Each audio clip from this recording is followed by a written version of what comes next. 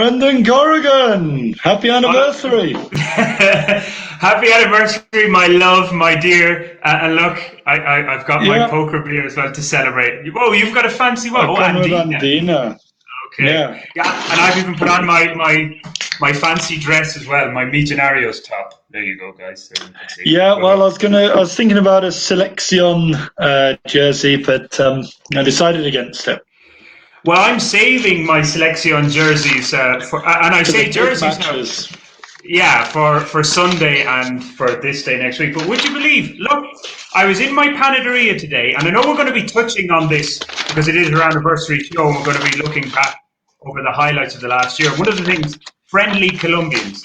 I was in my panaderia today, and the son of the owner gifted me two Selección de Colombia jerseys, the blue one and the yellow one.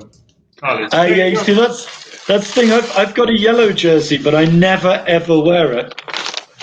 Because you think yellow doesn't look good on pale skin. I'm way too pale for yellow. Yeah, that doesn't work. I don't know. Anyway, well, look, by the way, apologies first, guys, for last week because there were some technical issues and we didn't get on air in the end. But we're here, and it's actually probably closer to our proper anniversary anyway tonight than it would have been last week. So happy anniversary, and we're going to get into it. I might as well take a slug of this, though, before we start. It's only appropriate. Yeah, he's just wetting his whistle. Exactly, and I'm doing it the right Barrio style as well. No fancy glasses or anything, just straight out of the bottle. Anyway, so... wait. Yeah? So, hang on, I'll just get onto that quickly. So, Friday night, a good friend, a very good friend, and a writer of the paper, was leaving Colombia. He's going back to Australia. We had a couple of... I was astonished, Brendan, that in an entire group of guys, they all insisted on having poncy little glasses in the restaurant rather than just necking from the bottle. Disgraceful stuff. And an Australian as well. Is that Tristan you're on about? That is Tristan, yeah. Yeah, no longer of this manner. Gone. Wow. Deserted. And we lost another regular expat. I know this is very colloquial, guys, but stick with us. But Harry Tittenser as well has gone back to the UK. So the old dogs are moving on. What does that tell us, Ollie? But anyway, we'll stick around for the time being. And yes, guys, tonight we are toasting 1 year of Bogotá Nights, Colombia's only live and interactive English language chat show. From humbling beginnings to look at us now. Well, even humbler, I guess. But anyway, we'll be looking back over these last 12 months, recalling the big news events and discussing our own show highlights. When we started at the end of August last year, remember that, Colombia was still in what I referred to at the time as lockdown light. We soon had Bogotá burning as protests raged against police brutality, while Carlos Queiroz's time at La Selección went up in smoke after a couple of disastrous results. We'll be going through all that and much more. And as ever, we love to get your comments live. So send us in your messages right now and they'll magically appear on screen here. If you're watching this recorded, by the way, you can still get involved by commenting on where you're viewing or via tweet. That's always open for business. The handle being @BogotáPost with the hashtag Bogotá Nights. Now, in celebration of our first anniversary, both Viva Air and the Cali-based Cafe Plus, coffee with a conscience, that is, with the hashtag Brewing Change, check it out. They've given us a couple of prizes to give away. Yes, we have prizes, guys. We've got a goodie bag from Cafe Plus, which can be delivered anywhere in the territory of Colombia. So if you're listening in Pasto or in Cartagena, it doesn't matter. We can get you that coffee. So that's from Cafe Plus. While there's a discounted, and I say discounted, Bogotá, Mexico City return ticket to be won courtesy of Viva Air. Now that's the ticket only. This is Viva Air, the Ryanair of Colombia. So, there's always a few conditions thrown in. But it has a value of about 800,000 pesos. Any thieving government taxes will have to be paid for by the winner. But you're still getting a very cheap flight to Mexico, perhaps about half the price of a normal flight. So to win with a chance of winning, we're going to give you 3 clues that will reveal the identity of a famous person. Once we've given the third and final clue, the first viewer to write in the correct answer live on the comments that appear on the screen, that is, not in a private message, it has to appear on screen here. The first person to send in that correct answer will win the Cafe Plus prize, while the third correct answer wins the Bogotá, Mexico return ticket from Viva Air. Now, even if you think you know who the person is before we give you that third and final clue, don't send us the answer. Only the correct answers received after the final clue is revealed will be eligible for prizes. Does that make sense to you, Ollie? It makes a lot of sense to me, and I'm actually just dropping a reminder on the comments, Facebook comments. Yeah. Okay, cool. So we might as well go ahead and give the first clue now. We'll repeat it a little bit later if needs be. Well, we'll repeat it when we're giving you the second clue. So the first clue is, and it's a who am I, of course. I was born in 1927, so that rules out me and Ollie anyway.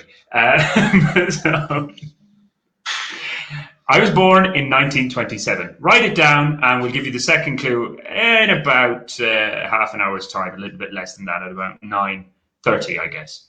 So, okay, we'll get on to the news review, and we'll get to what has been a lively day of sport shortly, both in cycling and football.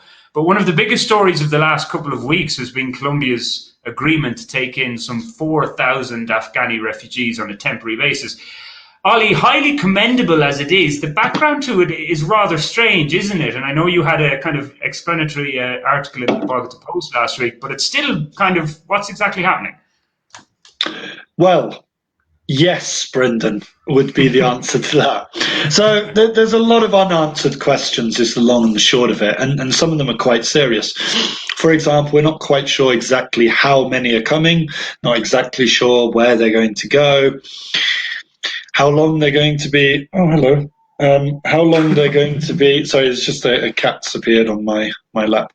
And gone. I was thinking of a very dirty joke there, but I better not. Go on, get back to the Afghan.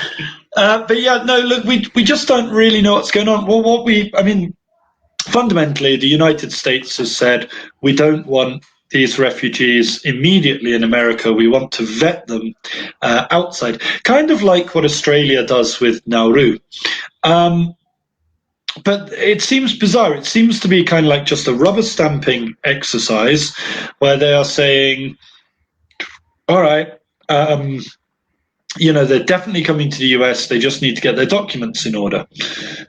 Okay, great, but why can't they do that in the US, or why can't they be put in Puerto Rico or something like that? So a bizarre rainbow coalition of countries has stepped forward. We've got, I think, places like the Congo, I think Nicaragua, no, maybe El Salvador is taking some, and then Colombia. Yeah. And there's all these, Equatorial Guinea, maybe, I think French, Suriname is taking some. So there's a really weird collection of countries. Colombia is one of them. It seems to be more of a, hey, we're on side with you, Mr. Biden, move more than anything else. And there are so many unanswered questions. Looking for the other side, though, a couple of cities, Cali and I think Bucaramanga, have put themselves forward to say, we'd like to receive them. They could be a useful source of work, etc. Duque has been at pains to point out that they're not going to cost anything.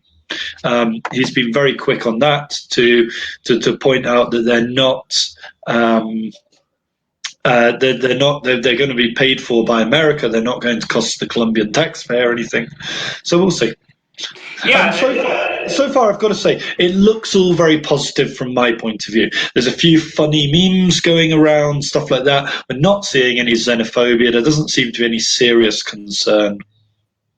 Well, yeah, I have heard a few negative comments. The usual kind of, with all the problems we have and with the Venezuelans here, the last thing we want are another 4,000. I've heard a few of those kind of comments. But yeah, that's a good point about, like, the Americans are footing the bill here completely. I mean, as you said, Duque has been very clear on that. Well, until the money arrives, let's. But I did hear another strange thing. This was in El Espectador last week, and I haven't been able to get confirmation on it. Maybe people watching might know a little bit more about this. But apparently some of them, because again, this doesn't really make that much sense, as you said, like, why can't they be processed in Puerto Rico or something like that? So some of these who are destined for Colombia are in Texas, in El Paso in Texas already. Like they're having a little stay there, and then they'll be sent down there. Yeah, which just makes the whole thing even more bizarre, doesn't it? I mean, it's all very bizarre. I think one of the things that I found particularly weird from my point of view is a number of my students have kind of said, are these Afghanis going to adapt to Colombian life? And I'm thinking to myself, maybe yes, maybe no, but who really cares? If they're only here for a short period, it's kind of irrelevant, really, whether or not they, take a liking to arepas or not. So I think the big question mark over this, really, Brendan, is this a short stay, or is this going to be one of those things? Let's not forget, the US were only in Afghanistan for a short period as well, and that ended up being, the best part of 2 decades. So some people would say it wasn't long enough with the way it's ended, but anyway. Right. So the point is, I mean, look, we've seen all kinds of temporary measures for all kinds of things around the world, which end up being, cuatro por mil in Colombia, the SETP provisional. Temporary things often go on for a very, very long time. So, it wouldn't be a massive surprise if they were still here in 2025. Yeah, but you mentioned work, listening, or at least reading, I should say, the press conference from the Migración Colombia director earlier this week. Reading that, I'm pretty sure they said that they're not allowed to work when they're here. It's just like a temporary stay. So, and one of the provisos as well is that they have to be vaccinated as well before arrival. Now, I wonder, are there any issues there with their religion, conscientious objectors or something like that, or they don't want to? I don't know, but obviously those who aren't vaccinated probably won't be allowed in. Another thing. But yeah, it just seems a little bit, I mean, as I said, I'm all for it. I mean, if they can take them in, and we've talked before, as much as I see Kieran Duffy, Kieran Duffy tunes in whenever we've got prizes to give away. But Kieran's written in and has mentioned some horrible anti-Afghan comments. I hope you got the first clue, Kieran, by the way. We'll be giving you number 2 soon enough. But we've talked about, despite anti-Venezuelan comments and stuff, at least officially, Colombia has done well in taking in, 1.5 million Venezuelans or whatever. We've often talked about the problems that's caused, but I think we should definitely temper it by saying that compared to some other places in the world, many of which have much greater resources than Colombia's done well in accepting those people. Yeah, okay. Well, I guess, again, like many of these stories, it's a case of we'll wait and see. They're still not here. So no final dates, nothing like that. But you'd imagine, would happen soon enough, considering the number of Afghani refugees looking for asylum at this moment in time. By the way, thanks to Jacob Toms as well for tuning in, guys. Remember, this is a prize giveaway show tonight, so do stick with us. For those, you got to stay up until the third and final clue. So I hope we're not interrupting any football viewing. There is CONMEBOL qualifiers taking place right now as well, a few tasty games. But a common theme as well this year, Ollie, obviously enough, he is the president of the country, so we mention him a lot, but it hasn't been an easy year for him, Ivan Duque. And we talked earlier that he has the opposite of the Midas touch right now. Anything he touches kind of turns to manure. If there were some Colombians kind of going, oh, this is a nice gesture, fair play to our country, it hasn't helped him in the approval ratings, has it? He's pretty much on the floor with the latest one. Yeah, I mean, we've talked before about him being a lame duck, He's currently, a quadriplegic duck. I mean, look, I don't know how that works. I mean, I suppose they probably float around okay. To be honest, if you're going to be quadriplegic, I guess being a duck, it's probably one of the sort of better animals to be, apart from things like snakes, I suppose. Well, okay. Anyway, but look, I mean, the thing about Duque is, he can't do right for doing wrong at the moment. a lot of which is warranted, most of it. He does get flack at times for things which are beyond his control, which I don't think is entirely fair. But yeah, he's awful. Now, the question is, I'd like to see him, Brendan, push on and, do something potentially quite useful. He's in a position where he can't lose any more support. Why not push the boat out and try to get something useful through? Well, how about that very popular decision to put Alberto Carrasquilla in charge as president of Banco de la Repubblica? That's gone down very well, hasn't it? Yeah, that's not ideal, is it? And again, I mean, that how many times have we talked before about the problems of sort of nepotism? I suppose they're not exactly family, but this kind of cronyism, this network of contacts and jobs for the boys. Absolutely shocking stuff. Absolutely shocking. Okay, and yeah, just in case people are wondering who these characters are, of course, Alberto Carrasquilla was the former finance minister who had to resign because of his what turned out to be very disastrous and controversial tax reform proposals. Inability to know the price of an egg. Yes, exactly. I saw a joke as well. Yeah, somebody saying, "Oh, now the price of an egg is going to go up to like 1,500 or something like that. So get your eggs in now while they're still reasonably cheap." But speaking of kind of political characters, there's been a few developments as well, and I know we're going to touch on this in future episodes. Because if we're still doing this, if we're celebrating our second anniversary, we will have a new president at Casa de Nariño in 2022. And two big names have officially announced their candidacy for the presidency. Alejandro Gaviria, the now former rector at that very modest university, Los Andes, and Federico Gutierrez, the former governor of Antioquia. Two men of the people. Say that again. Made for the people. Men of the people. Yeah. Oh, men of the. Yeah, exactly. Well, yeah. Would you give them a fighter's chance? No. Well, depending who they get the backing of. Otherwise, I'd say no. Look, we've seen situations. I mean, Peru is a really good analog here, and I'm surprised at how few people are mentioning Peru in this Colombian election cycle. It seems to me like there's a very similar. There's definitely a possibility that something similar could happen in Colombia. There's a lot of dissatisfaction with large parties.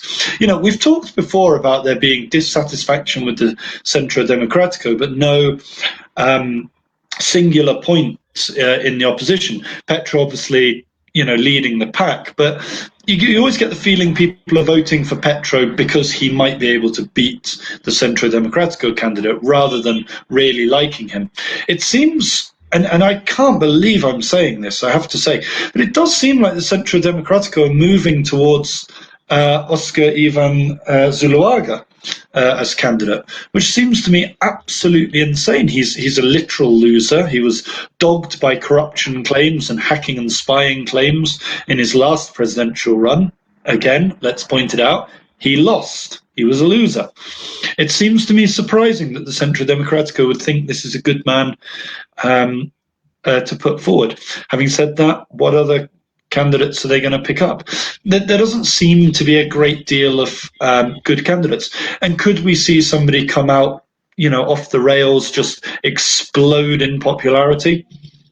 It's not, it's not completely unfeasible. Has to be the right person. I don't know where they'd come from.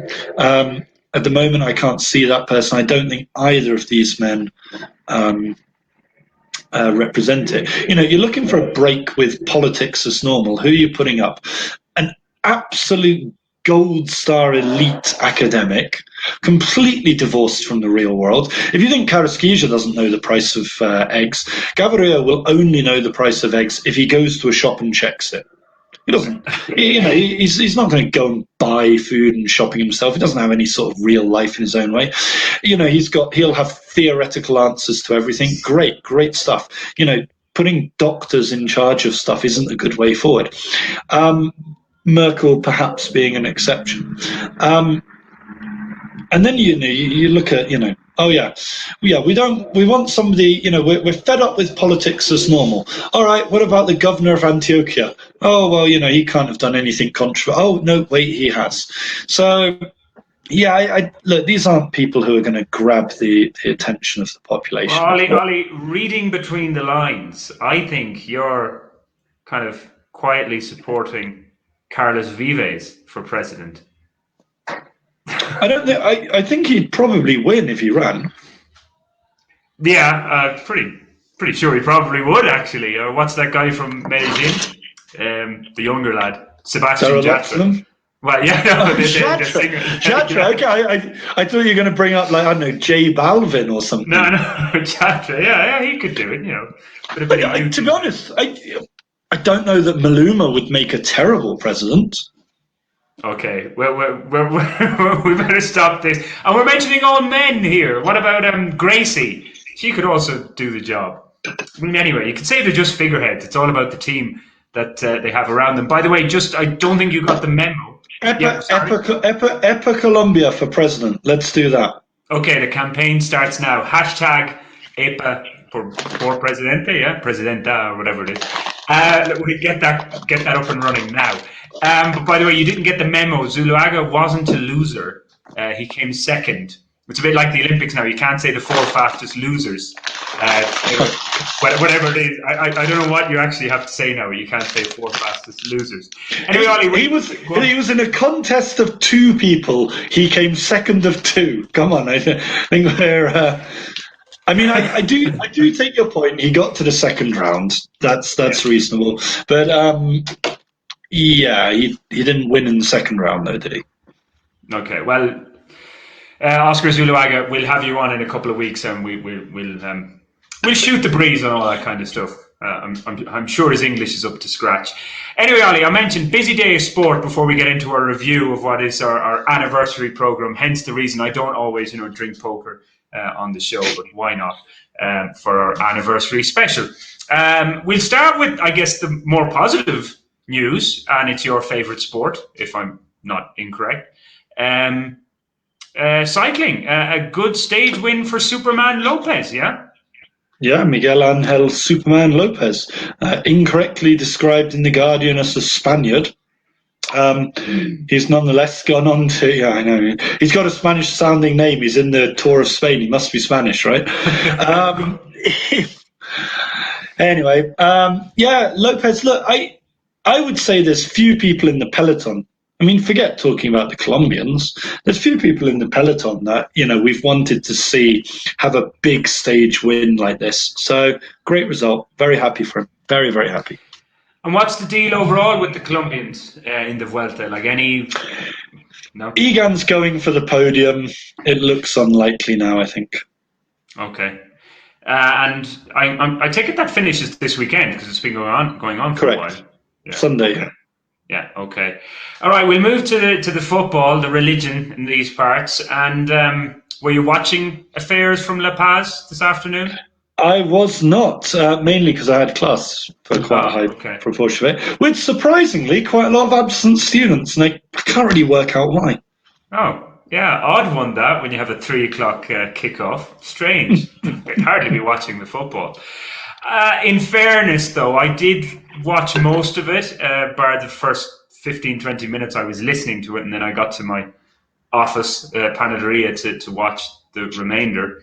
And do you know what? It would have been daylight robbery, a bit like the Republic of Ireland, not to go on about my own country, but we were robbed yesterday by 2 late goals by Cristiano Ronaldo.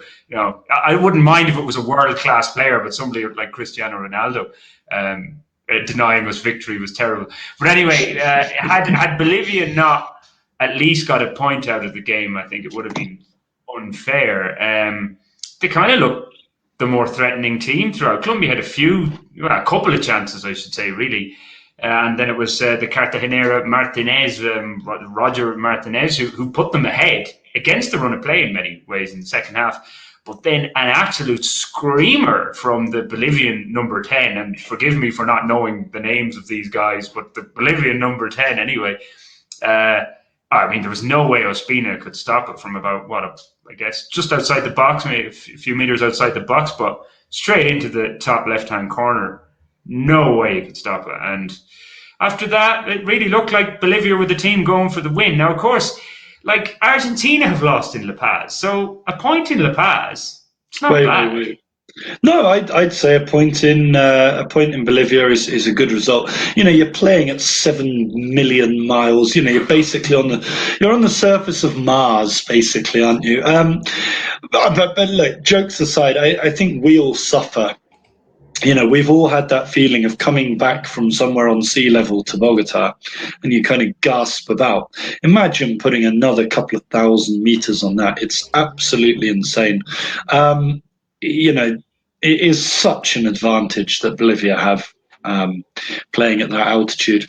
So, yeah, I'd say don't sniff at a point there. We've talked before many weeks, haven't we, about how pretty much everybody can take points off everybody. And so you're going to see, I think, teams, maybe with the exception of Brazil, maybe with the exception of Argentina as well, apart from those two teams, I think pretty much everyone can beat everyone. There'll be a lot of shock results. I would hate to bet on South American qualifying. Yeah, I agree. It is a complete lottery. Like you might as well put on a blindfold and throwing a dart at a dartboard half the time. That's kind of what it's like. Of course, 3 games in a week as well, so it's going to be pretty intense. Now, last week there was all this debate, will the Premier League players be there and the La Liga players because of the quarantines that they would have to go through on their return. But Davinson Sanchez is there. Now, no Jerry Mina, but that's because he's injured. He's injured, yeah. So, obviously a big loss. But Sanchez was there, so I couldn't find information on this. Like, was there a deal struck between the UK and FIFA that these guys won't have to do a quarantine? Not that I've heard of. It's entirely possible that, I mean, it doesn't have to be with FIFA exactly, but you know, it wouldn't surprise me if Boris Johnson relaxed the rules for football players. That's probably popular, to be honest, in England. Well, you get it. Like, let's take Davinson Sanchez there, which I think, he was the only Premier League starter tonight or today for Colombia. But if he plays next Thursday when they take on who is it in Barranquilla? Chile, isn't it? No. Yeah, Chile at home. Chile, yeah. So when they play Chile there, but like if Tottenham have a game on Saturday or Sunday, like, and then Paraguay to finish, isn't it? Yeah, no, it's Paraguay Sunday, Chile this day next week in Barranquilla. So there's no way he can play the weekend for Tottenham that following weekend. Well, they might be thinking, okay, well, let's keep him till Saturday and then junk him for Tuesday. I mean, look, he misses a game. I suspect if you're Nuno at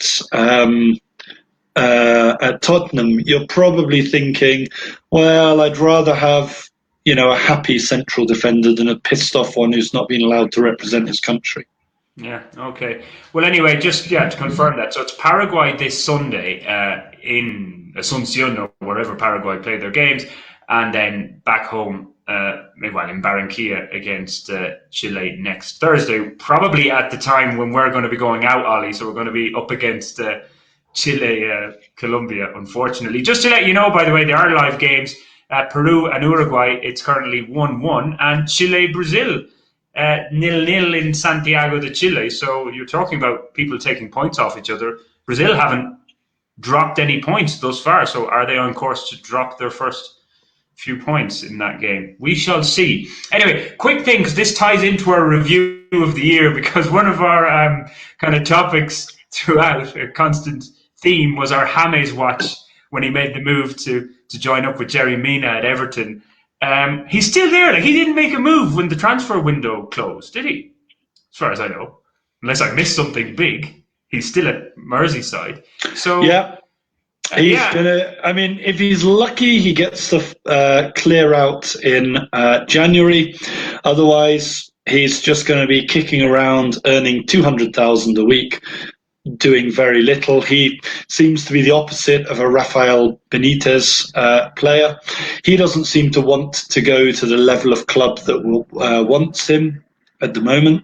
So who knows what's going to happen? I mean, I would assume he's going to wait until next summer. And then leave, pocket a big signing on fee.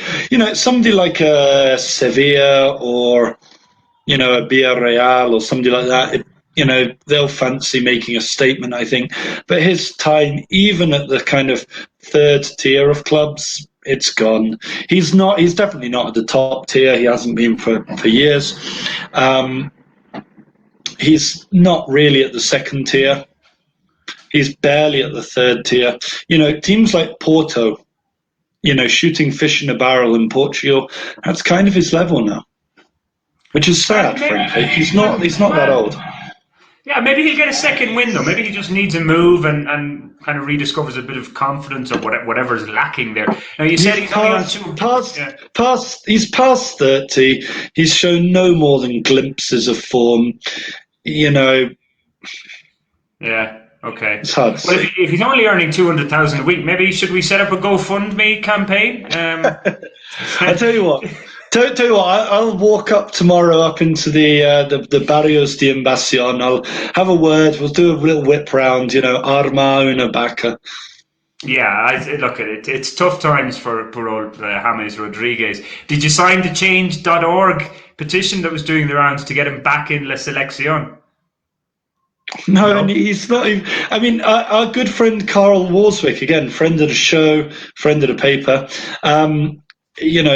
probably the number one English language journalist working in sports in Colombia.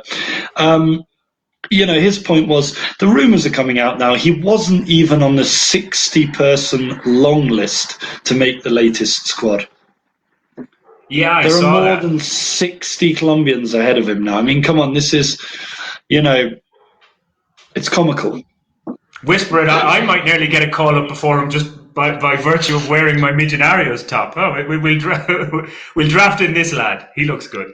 Anyway, right, guys, let's get on to our to the anniversary celebrations in a sense and run through what has been an eventful first year of Bogotá Nights. Before we do that, I know I'm just about to say that. Let's get Clue 2 out of the way to the millions tuning in from New Zealand to New Orleans and wherever else in between, although probably not in New Orleans right now. Anyway, clue number 2. So clue 1 was I was born in 1927. Clue number 2, another year, I think they've all got years to them. In 1947, I began studying law at La Universidad Nacional de Colombia here in Bogotá. So in 1947, I started studying law at La Universidad Nacional in Bogotá. So I was born in 1927 and 20 years later in 1947 started studying law at La Universidad Nacional in Bogotá. Third clue will come at about 10 to the hour. So even if you think you know who it is now, do not write in the answer just yet until we give out that third clue. Ollie, so the year, when we started last August, as I mentioned in our introduction at the top there, an introduction at the start, that's weird. No, but yeah, when we started, we were still in this kind of lockdown light. There were still plenty of restrictions and stuff like that. And yeah, like it seems like a decade ago in some ways, and in other ways not so. It's kind of been strange that way. How it's panned out. It has been weird. I mean, and to be honest, Bogotá had been weird for about 6 months previous to us starting, hadn't it? Let's be honest. So we were in the middle of a weird time anyway. And then things got kind of weird. In fact, if anything, they've probably got more normal. But, if you remember back to those first days, Brendan, seemingly all our time was spent, there's been weird riots. Oh, we're in, out, in again. We can go on the streets. We can't go on the streets. We've got alternate days. We can go out on the same day. There's Pico y Género. There's Pico y Cédula. There's all these different sort of, it was dizzying, really. Yeah, and of course, I guess to tie in with all the kind of pandemic stuff, like in many countries, we had hypocritical, contradictory leaders as well running the show. So it looked like, well, it not looked like, things did open up for the Christmas celebrations, at least leading up to Christmas, for what do you call it, the Noche de Velitas and all that at the start, the novenas. And yeah, things were outside of being able to sit inside a bar, although I think even that had started to happen. But then at Christmas, kind of, no, new restrictions. And at the beginning of the year, our lovely mayor and her wife decided to go off to Costa Rica. Go on a little holiday to Costa Rica when they were telling everybody else, keep your movements limited, only travel really if you need to. You don't need to go to the finca this Christmas. And then comically had to cut her own holiday short for exactly that reason. Well, yeah. But it was just, again, it's this, I know we said we saw it all over the world, like double standards, hypocritical leaders and stuff, but like this was a politician, and I say was because it really feels like she's lost her way over the year, and we've talked about this, it's another theme throughout, like, she kind of came in on a breath of fresh air, this anti-corruption politician, saying the right things. People kind of thought, we're getting, a left of centre mayor now. Although, we did have petrol, of course. But obviously because of her sexuality and all that, it kind of felt, this is going to be different. But she just seems completely out of touch in many ways.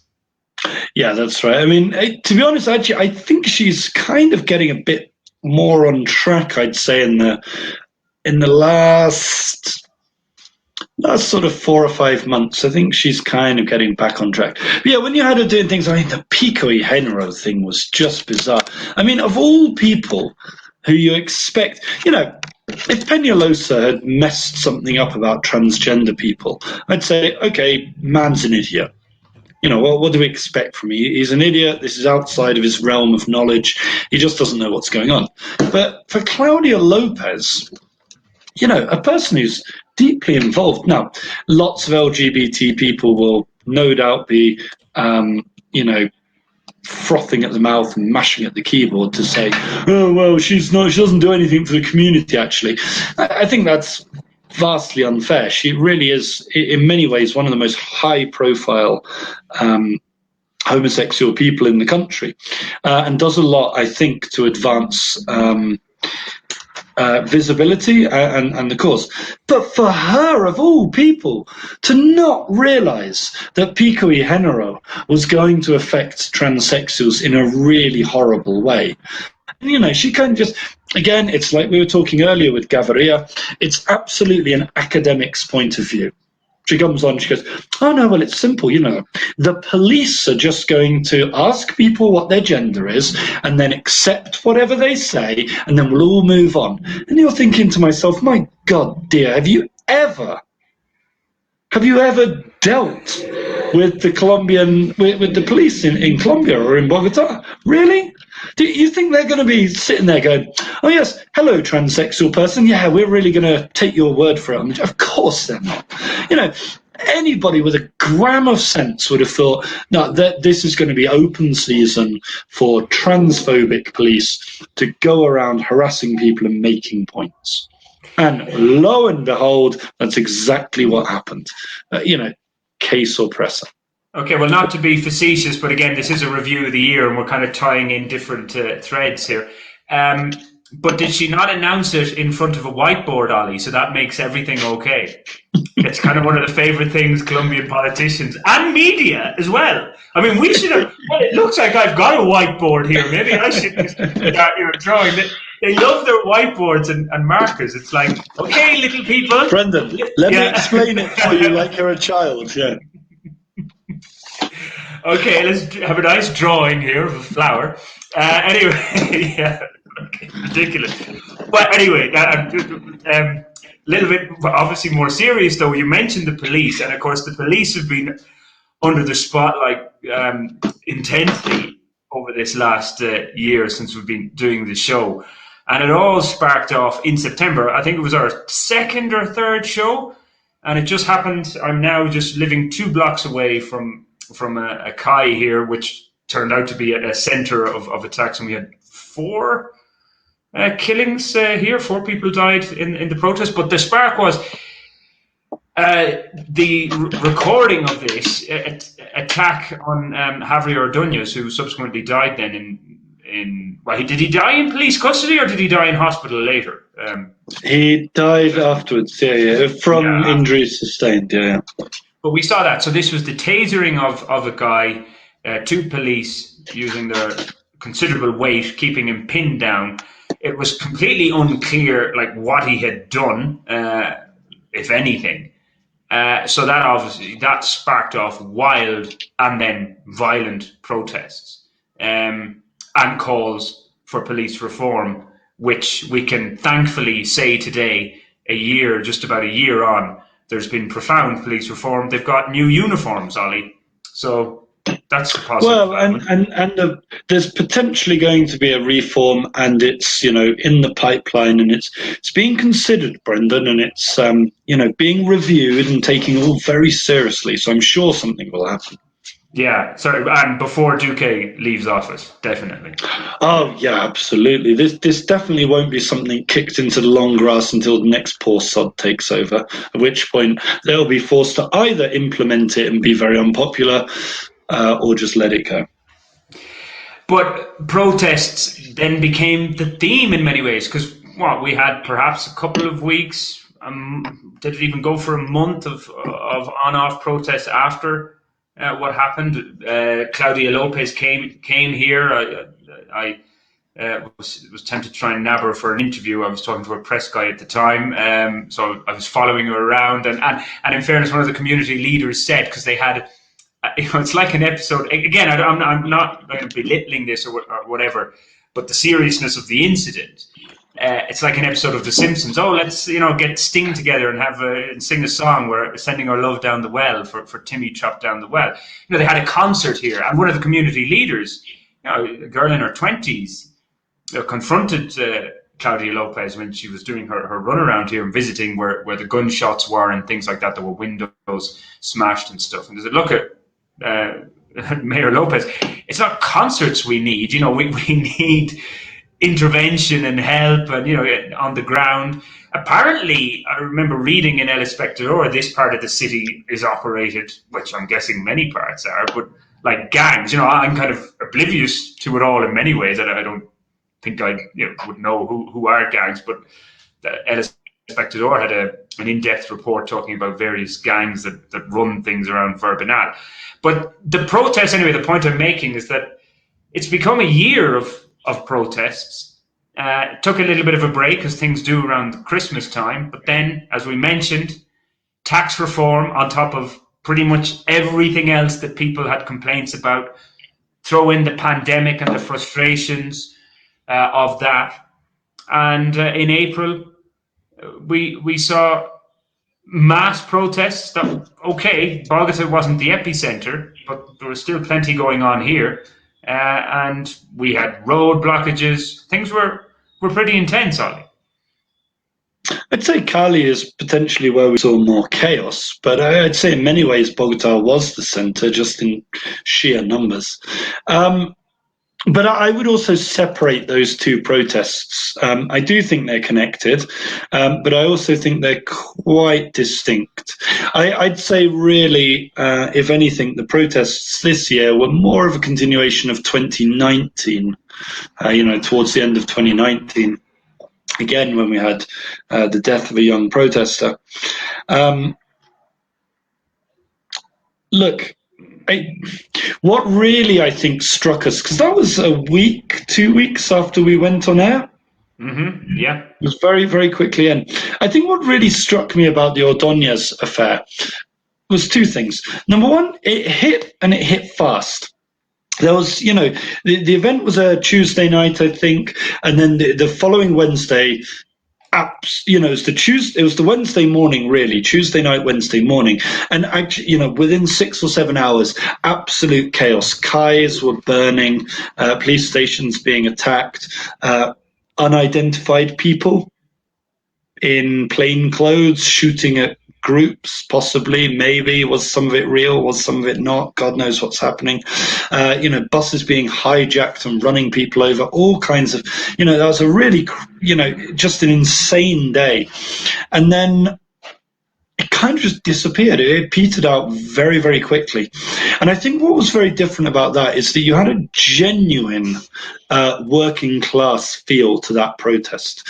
So you see, not always, not all of them, but often a lot of the protests that you see in April, it's very much a sort of middle class movement and very young, but it's not an uprising of the barrio in the way that the Javier Ordóñez protests really were. And remember, they got a lot more lethal, a lot faster than any other protests have in Bogotá. And which the Ordóñez protest. Yeah, we had 11 people dead that night, I think was the final count, 11 or 13 in a single night, which we've only really seen 1 or 2 deaths every time we've had big sustained numbers of protests in Bogotá. Things obviously are different in other parts of the country. Yeah, well, that is a fair point, because I was around that night when at the end of it 4 people died when there was the protest outside the CAI here in Verbinal. Or at least 3 people died on the night, and maybe somebody later from injuries. But the profile, none of the, and I knew some of the guys who were involved in it, and there was obviously a bit of a delinquent element to it as well, I have to say. But none of those were going out in the protests in April. Exactly. Now, if you excuse me 1 second, I have to plug in my laptop here, Ollie. Or I'll be gone. There we go. But yeah, so those obviously kind of distinct protests, but of course, there's the chance. Like last Thursday, we were meant to have a big protest movement from the April protests, we can call them that, which are following on from the November 2019. So more about kind of social reform and education reform, all the different reforms that they're looking for. But nothing happened really, did it, last Thursday? So have things really just kind of quietened down now? Yeah. We're going to wait until the next president is in. Do you think that's going to be the case? No. I'd say it's probably going to be October, November, something like that. They seem to like kicking off, towards the end of the year. Yeah, well, I always find that, October, November, I mean, the weather changes, obviously, gets colder and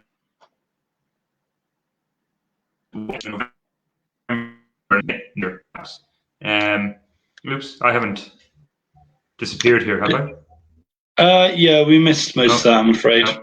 I think plugging in your computer has obviously somehow caused the problem. Oh.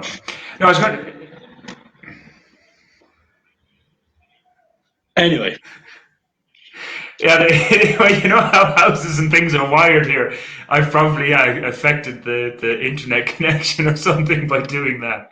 No, I was just saying that, that time of year, October, November, people tend to get... the mood changes, in Bogotá at least, anyway, with the wetter and slightly colder weather. But I don't know, I just think maybe because there's a presidential election on the horizon, and we already had pretty intense protests, that maybe people would just go, let's hold out, wait and see, and that we may not get an intense November, especially with kind of emerging out of the pandemic, as we hope we are, and that things won't be as intense. But anyway, that's kind of been the news angles of it. But obviously, in each episode, we have big and main topics. And I know I'm probably guilty of recency bias here, because in the episode we did a few weeks ago, which was kind of your idea in many ways, but when we sat down and did our pre-show planning, the idea that Bogotá is kind of like life in the 90s in our home countries, particularly in the UK, and in a positive way, depends. positive for us. For other people, it may not be positive. But like the way that cash is king. You can go out and have a few beers, and it's not going to, you don't need to remortgage your house or whatever. That episode for me, it did tie in a lot of the things we talked about, like the barrio living that both of us really like. That, like, I live in way north, you live closer to the center, but in a 5, even less, in a 3-kilometer radius, we pretty much have everything we need. We don't need to go out to big centers or whatever. So that kind of, what's that thing? The 15-minute city. In many ways, Bogota has that. Only that. And don't forget, that's a Franco-Colombian who coined that idea. Oh, okay. Okay, I wasn't aware of that. But like, it has it, only that, of course, the problem here is that people who live down far, far south, and if they go to work in the center or in the Calle Cien area or whatever, then they are traveling a lot for work. That's the problem, I guess. That's what rules out really the true 15-minute city for here. But that episode in the 90s one, for me, anyway, it tied in a lot of our different themes that we talked about. I don't know if there's another one that kind of stood out for you, looking back over the years. I think I had quite a lot of fun when we were doing our Valentine's Day episode. Halloween, I thought, was a lot of fun as well. And really, any of the episodes where we've kind of talked about the funny little differences between Colombia and the UK or Ireland. Well, we did talk about banking. By the way, just David Allen Simmons is on about whether it's near or far. It's a great walking city. Well, you're talking to the converted here. I mean, I pretty much love walking. I actually walked one night. Now, this is not recommended. And we did talk about crime in Bogota and Dar Papaya and all those things. One night from Portal Norte to, so that's 170. Well, officially it was 183. But I'll say I left from Portal Norte all the way down to the Autopista because I thought I was getting to Transmilenio. Transmilenio wasn't working. I was annoyed. There may have been 1 or 2 drinks taken. And all the way to Calle 60 with Corrigan. Took me about an hour and a half, I think. Yeah. I'll raise you one on stupid walks. I know a Russian guy who was living here and horrified his Colombian friends, including his Colombian girlfriend at the time, absolutely horrified her by turning up to the Terminal de Transportes, in the center there, realizing that he couldn't that he couldn't get a taxi or a bus or anything, and just walked to the Candelaria from there in the middle of the night. Wow, in the middle of the night. Think about the route. Think about any route between those 2 points. I can't make anything even slightly safe. Straight down 19 at one point. But it's kind of maybe like that old, the old story that don't show any fear to a mad dog. Won't attack. So maybe we're going to go like, this man is obviously a lunatic. Let's not attack him or try and rob him because he is clearly a lunatic. Okay, guys, we have to give the third clue, or else what will happen is our producer will say time, and we won't have given away the prizes. So the first clue, where are my clues? Here they are. The first clue.